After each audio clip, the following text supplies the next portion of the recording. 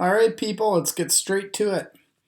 Our goals today are going to be to write out your name phonetically where necessary, more on that in a second, indicate the proper stress pattern to your name, and we're also going to work on indicating whether you're going to include your middle name.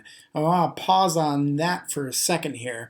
So I should introduce myself. I'm Mr. Hayes, and over the last 10 years at Eastridge, I have given the speech on 3 occasions and I've read names on 7 occasions. So I'm telling you from experience that a lot of students have this weird coyness about their middle name. It's like their last best secret. And therefore, many seniors opt initially not to have their middle name read. It's weird. I can tell you, however, that most of those students wind up coming to me later in the year and saying, oh my gosh, my grandparents, my parents heard that I wasn't going to have my middle name read, and now I have to change it because they want my middle name read. All that to say, I strongly encourage that you include your middle name. That out of the way, I want to go ahead and excuse some of you from taking in this presentation. For all of the Alex Johnsons of the world, for all the people with names that do not make subs make this face for names that are easily pronounced, you can skip this. In fact, I don't want you to provide me a phonetic spelling of your name. I've got a cautionary tale on that. My very first year reading names at graduation was for our first graduating class in 2011. We had a student, her name was Ellie. Back in those days, we weren't very good about guiding students through the phonetic spelling. Ellie, lacking any kind of guidance, provided the capital letters L-E for her phonetic.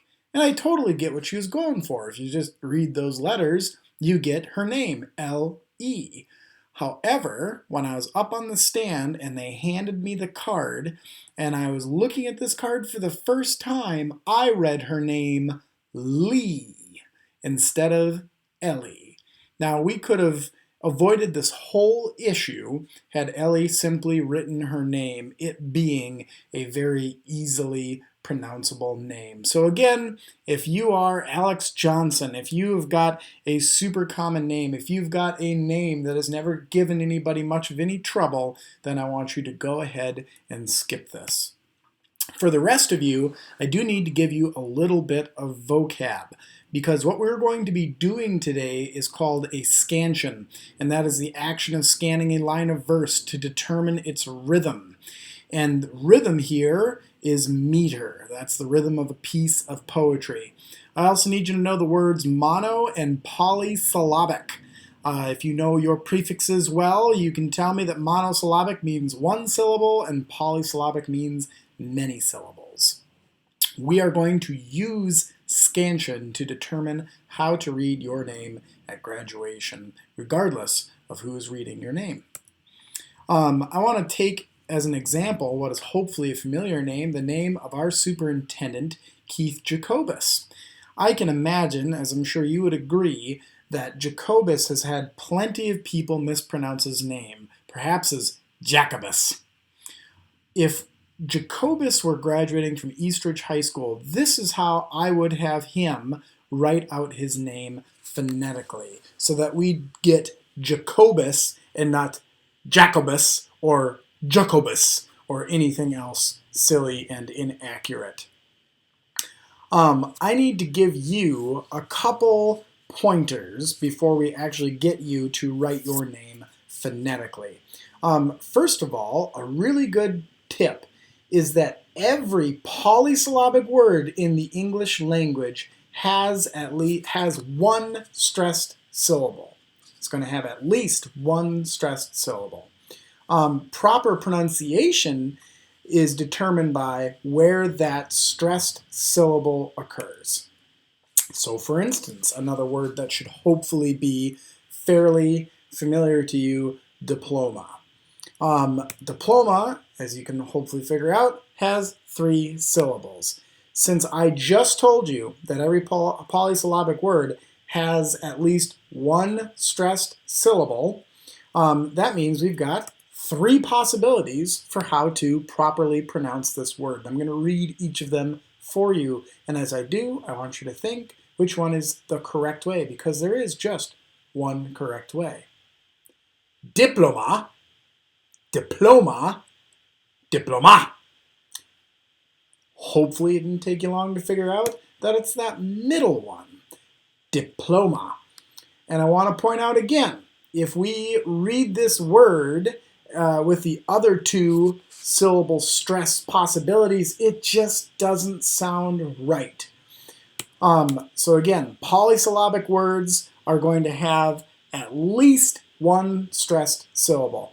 Another good guideline to know is that you will rarely find one word, including names, with more than 2 consecutive unstressed syllables or 2 consecutive stressed syllables.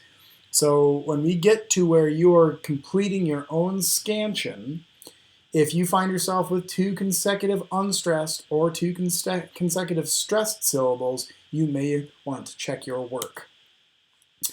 You will often find that words of more than 3 syllables contain 2 or more stressed syllables. And to illustrate, we're going to take the word polysyllabic, of course, again, meaning many syllables. Polysyllabic, in fact, has many syllables. It has 5 syllables, polysyllabic.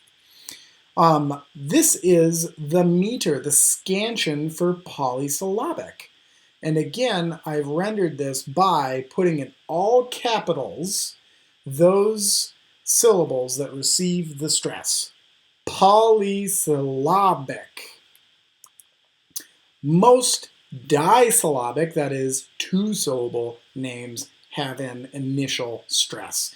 And here we are seeing that with my name, Adam, and as well with the names of our senior English teachers, Gina, Adam, Alex, Laura.